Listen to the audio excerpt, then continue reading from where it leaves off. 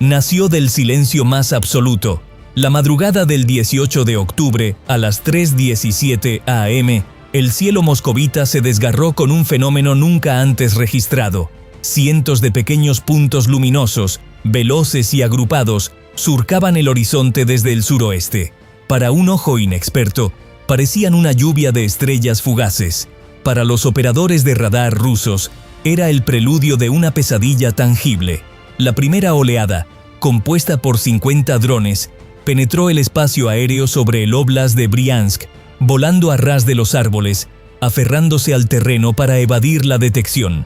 Apenas unos instantes después, docenas más irrumpieron desde Kursk y Smolensk. Cuando la defensa aérea rusa pudo dimensionar la amenaza, más de 250 aeronaves no tripuladas se precipitaban hacia la capital, coordinadas, sincronizadas y distintas a cualquier desafío que el Kremlin hubiera enfrentado desde el inicio del conflicto. Durante meses, informes de inteligencia habían advertido que Ucrania desarrollaba una nueva capacidad de ataque de largo alcance, pero la magnitud y la sofisticación de esta ofensiva superaron todas las previsiones en Moscú. Este enjambre era el resultado de meses de planificación meticulosa, una flota híbrida que combinaba drones civiles modificados, modelos militares de última generación y prototipos experimentales ensamblados en talleres clandestinos a lo largo de Ucrania. Cada uno portaba una carga explosiva mínima, suficiente para inutilizar un objetivo o desatar un incendio. Solos, eran simples molestias. Juntos, se convertían en una tempestad imparable. En el Centro Nacional de Control de Defensa de Rusia, la alerta máxima resonaba en los pasillos, las pantallas saturadas de símbolos parpadeantes, con incontables puntos rojos convergiendo sobre la capital. Los operadores gritaban coordenadas. Los oficiales luchaban contra reloj para diferenciar los señuelos de las amenazas reales. En cuestión de minutos, los sistemas de defensa antiaérea que custodian Moscú, las baterías S-400, Pantsir S-1 y Tor M-2, cobraron vida. Pero la saturación era inmanejable. Los drones venían del norte, el sur y el oeste. Un ataque tridimensional diseñado para desbordar incluso las defensas más estratificadas. A las 3:22 am, las primeras detonaciones sacudieron las afueras de la ciudad. Un depósito de combustible cerca de Odintsovo estalló en llamas, tiñendo el cielo de un naranja ominoso. Segundos más tarde, una estación de radar al oeste del aeropuerto de Domodedovo recibió un impacto directo, su antena colapsando en una lluvia de chispas. Luego, una explosión ensordecedora cerca de la base aérea de Kubinka. Uno de los drones había encontrado un almacén de municiones. La onda expansiva hizo añicos los cristales a kilómetros a la redonda. Mientras tanto, en Kiev, los comandantes militares observaban la acción desde una sala de operaciones subterránea. Las señales satelitales y los drones de reconocimiento transmitían imágenes en tiempo real. La operación, bautizada como Lluvia de Tridente, Trident Rain, era más que una represalia. Era una prueba de fuego, demostrar que Ucrania podía golpear el corazón de su adversario y sobrevivir a las consecuencias. Cada dron había sido programado para operar con un grado de autonomía, utilizando IA a bordo para navegar los intensos campos de jamming ruso. Si uno caía, los otros reajustaban su trayectoria. En menos de 10 minutos, más de 50 aeronaves ya habían traspasado el anillo defensivo interior de Moscú. Sus blancos no eran aleatorios, subestaciones eléctricas, repetidoras de comunicaciones y nodos de defensa antiaérea, todos mapeados con meses de antelación, eran impactados de forma secuencial. El firmamento se iluminaba con el fulgor de la munición trazadora, mientras las baterías antiaéreas disparaban ráfagas de 30 milímetros intentando abatir objetivos que apenas podían distinguir. Dale me gusta si esta estrategia te parece fascinante. Y suscríbete a nuestro canal para más análisis como este. Cuéntanos desde dónde nos ves en los comentarios. En tierra, los ciudadanos se despertaron sobresaltados por sirenas que no se escuchaban desde la Segunda Guerra Mundial. Los canales de Telegram se inundaron de vídeos temblorosos, estelas de luz cruzando la noche, seguidas de destellos de fuego. En minutos, las redes sociales reportaban explosiones cerca de Moscow City, el distrito financiero. Un dron se estrelló contra una torre de cristal, incendiando varios pisos. Dentro del Kremlin, la reacción fue de caos inmediato. El presidente Putin fue trasladado a un búnker de seguridad bajo el complejo, mientras sus asesores intentaban confirmar si se trataba de un ataque ucraniano o de una amenaza de otra naturaleza. ¿Cuántos?, preguntó. 250 confirmados, fue la respuesta, una cifra que parecía irreal. La red de defensa antiaérea rusa, una de las más densas del planeta, estaba siendo arrollada por máquinas que costaban una fracción de lo que valía un solo misil. A las 3:31 am, el espacio aéreo de Moscú fue oficialmente cerrado, desviando vuelos de pasajeros a cientos de kilómetros de distancia. En el radar, docenas de contactos no identificados seguían parpadeando. Para los comandantes rusos, la verdadera pesadilla no eran los drones que ya estaban sobre la ciudad, sino la incertidumbre de cuántos más vendrían. Mientras, en lo profundo de Ucrania, en un centro de comando subterráneo cerca de Poltava, los operadores seguían la telemetría del enjambre en tiempo real. El ingeniero jefe, cuyo indicativo era Halcón, Falcon, dio una orden tranquila. Fase 2. De inmediato, 30 de los drones ajustaron su altitud y comenzaron a descender en picada hacia repetidoras clave de comunicaciones en el extrarradio de Moscú. Uno de ellos impactó un transformador de la red eléctrica principal en el distrito sur, provocando una reacción en cadena que dejó a barrios enteros sin energía. Lo que Mintiesint, Rusia, desconocía era que la lluvia de Tridente no solo buscaba daño material, era guerra psicológica. Cada dron llevaba un transmisor que emitía en frecuencias de radio ucranianas, reproduciendo en bucle una melodía folclórica. Hoy Ulusi Chervona Kalina. Mientras la artillería antiaérea de Moscú perforaba la noche, ecos de esa canción se filtraban débilmente en las comunicaciones interceptadas. No era solo un ataque, era un mensaje. Para las defensas rusas, la mera cantidad era asombrosa. Cada sistema Pantsir podía rastrear hasta 20 blancos, pero solo atacar a unos pocos simultáneamente. Con cientos de puntos en el radar, los comandantes se vieron forzados a priorizar. Muchos disparaban a ciegas, guiados más por el instinto que por la precisión. En algunas áreas, abatieron accidentalmente sus propios globos señuelo o incluso aeronaves civiles confundidas con drones. Un caza Su-35 que despegó de la base de Tver tuvo que eyectarse tras colisionar con restos en el aire. A las 3:45 am, el cielo sobre Moscú se asemejaba a un espectáculo caótico de luces. Los trazadores describían arcos en todas direcciones. Las explosiones salpicaban el horizonte. Y a pesar del pandemonium, el ataque distaba de haber terminado.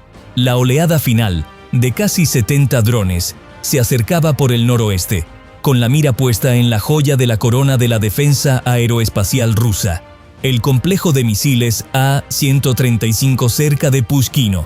En esa instalación, el mayor general Víktor Sokolov contemplaba sus monitores, intentando mantener la compostura. El A-135 no fue diseñado para enjambres. Su propósito era detener ojivas nucleares, pero ahora estaba siendo puesto a prueba contra cientos de objetivos pequeños y rápidos. «Abrid fuego sin restricciones», ordenó. Segundos después, misiles interceptores se elevaron hacia el cielo, sus estelas cortando la oscuridad. Uno a uno, detonaron en el aire, desintegrando drones, pero no a todos. Varios se colaron, explotando cerca de los domos de radar y las fuentes de energía auxiliares. El sistema de defensa se apagó durante 7 minutos, una eternidad en el ajedrez de la guerra electrónica. Mientras el amanecer comenzaba a teñir el este, el sonido de las explosiones se hizo esporádico. Lo peor había pasado. Columnas de humo ascendían desde múltiples distritos. Incendios ardían sin control en zonas industriales. Las sirenas de emergencia ululaban por toda la ciudad.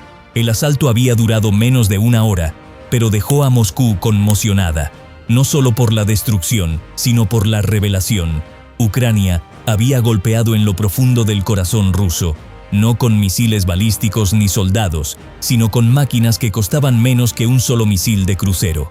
Y Moscú, con toda su capacidad, había luchado para detenerlos. En Kiev, el silencio llenó la sala de mando. Un oficial susurró: «Contraatacarán con dureza». Otro respondió: sí, pero ahora saben que podemos alcanzarlos. Por primera vez desde que Pinnoverindis comenzó la guerra, Ucrania había demostrado que la distancia ya no era un escudo. El mensaje era inequívoco. Incluso Moscú podía arder. Al salir el sol, la escala total del ataque comenzó a tomar forma. Imágenes satelitales revelaron columnas de humo que se elevaban desde al menos 9 puntos de impacto en Moscú y sus oblasts circundantes. Los bomberos luchaban contra incendios voraces en una terminal de combustible cerca de Vnukovo, mientras equipos de emergencia aseguraban munición sin explotar esparcida por calles suburbanas. Más de 70 drones fueron confirmados como derribados, pero casi un centenar había alcanzado sus objetivos. Dentro del Ministerio de Defensa ruso, los funcionarios trabajaban frenéticamente para reconstruir la secuencia del ataque. La coordinación les dejó atónitos. Los drones volaron a diversas altitudes, cambiando velocidad y trayectoria a mitad del trayecto, incluso girando para confundir el rastreo por radar. Aún más alarmante, las comunicaciones cifradas revelaron que la coordinación del enjambre continuó incluso después de que el enlace satelital de Ucrania fuera bloqueado. En ese momento, los comandantes rusos se dieron cuenta de que esto no era solo un ataque con drones, era un experimento en guerra autónoma. Cada unidad había tomado decisiones de forma independiente, adaptándose en tiempo real. Lo que alguna vez fue el futuro de la guerra acababa de aterrizar sobre Moscú. A las 6:12 am, el presidente Putin apareció en la televisión estatal. Su expresión era severa, su voz mesurada. Prometió una respuesta decisiva y proporcionada, acusando a la OTAN de ayudar secretamente en la operación. Sin embargo, tras bastidores, el pánico se agitaba. La unidad de inteligencia del Kremlin se apresuró a rastrear la fuente de la señal. Lo que encontraron fue inquietante. Algunos de los drones podrían haber sido lanzados desde el propio territorio ruso. ¿Células durmientes, quizás? ¿O simpatizantes locales? La línea entre la amenaza externa y la interna se había desvanecido en una noche. Mientras tanto, Kiev mantuvo un silencio absoluto. Ninguna reivindicación pública, ninguna fanfarronería, solo una orden discreta del Estado Mayor ucraniano: recuperar datos, evaluar rendimiento y prepararse para la fase 3. La lluvia de tridente no había terminado, estaba evolucionando. Los ingenieros revisaron los registros de telemetría, tomando nota de qué protocolos de IA habían sobrevivido al jamming, cuáles habían fallado y cómo se podía reforzar la malla de comunicación del enjambre. Lo que comenzó como un experimento desesperado se estaba convirtiendo en un plan maestro. En Moscú, los civiles formaban filas en gasolineras y supermercados, temerosos de nuevos ataques. Los rumores se propagaban más rápido que las actualizaciones oficiales, que una segunda ola estaba en camino, que drones estadounidenses se habían unido al ataque, que las defensas aéreas de Moscú estaban inoperativas. Los medios estatales intentaron proyectar calma, transmitiendo imágenes de interceptores destruyendo drones enemigos, pero los incendios en el horizonte contaban una historia muy distinta. A nivel internacional, el mundo contuvo la respiración. La OTAN negó su participación, pero analistas occidentales admitieron discretamente que la sofisticación del ataque superaba cualquier cosa que Ucrania hubiera demostrado antes. Las agencias de inteligencia de China e India se pusieron en alerta máxima, estudiando el comportamiento del enjambre cuadro por cuadro. Los ejércitos globales estaban presenciando un nuevo tipo de conflicto, uno donde miles de armas semiautónomas y baratas podían neutralizar las defensas de una superpotencia en una sola noche. Activa la campana para no perderte nuestro próximo video sobre el futuro de la guerra con drones. A las 9:40 am, mientras el humo aún se cernía sobre el skyline de Moscú, algo inesperado ocurrió. El radar ruso detectó otro contacto. Un único dron volaba alto, lento, casi ceremonial. En lugar de una ojiva, portaba una cápsula metálica. Momentos antes de ser interceptado, liberó su carga, un fajo de volantes que planeó suavemente sobre la Plaza Roja. Cada uno llevaba una única frase en ucraniano: «Esto es solo el comienzo». El simbolismo golpeó con más fuerza que cualquier explosión. El mensaje era psicológico, un recordatorio de que el control, una vez perdido, es difícil de recuperar. Al mediodía, Los aeropuertos de Moscú seguían cerrados, las redes de Internet tensionadas y los canales de comunicación bloqueados por la continua interferencia cibernética. Circulaban informes de fluctuaciones de energía en centros de mando, lo que sugería que algunos drones habían plantado microbloqueadores que seguían perturbando las señales incluso después de su destrucción. El Comando de Defensa Aérea de la capital admitió extraoficialmente que al menos 3 sistemas habían fallado debido a la corrupción de software. Al caer la tarde, las repercusiones políticas se intensificaron. Las bolsas europeas cayeron, los precios del petróleo se dispararon y los canales diplomáticos secretos bullían de llamadas urgentes. El ataque había hecho algo más que sacudir a Moscú. Había desestabilizado la confianza en los marcos de seguridad global, pero en algún lugar de Kiev, en un laboratorio subterráneo tenuemente iluminado, Halcón y su equipo observaban las secuelas en silencio. Él repitió el momento en que el dron final lanzó su mensaje sobre la Plaza Roja. «Reconstruirán», dijo un operador en voz baja. Halcón asintió. «Sí, pero nunca volverán a dormir de la misma manera». Por primera vez, el equilibrio del miedo se había alterado. El poder ya no se medía por el tamaño del arsenal, sino por la precisión del código. Los cielos de Moscú se habían convertido en el campo de pruebas de una nueva era, una donde las guerras no se ganarían con soldados o tanques, sino con algoritmos capaces de pensar, aprender y atacar más rápido de lo que cualquier humano podría jamás. Y mientras las capitales del mundo observaban las imágenes en bucle en todas las principales cadenas, una certeza se extendió por las agencias de inteligencia de Washington a Beijing. La era de la guerra de enjambres había comenzado, y ninguna ciudad, ni siquiera Moscú, volvería a ser intocable.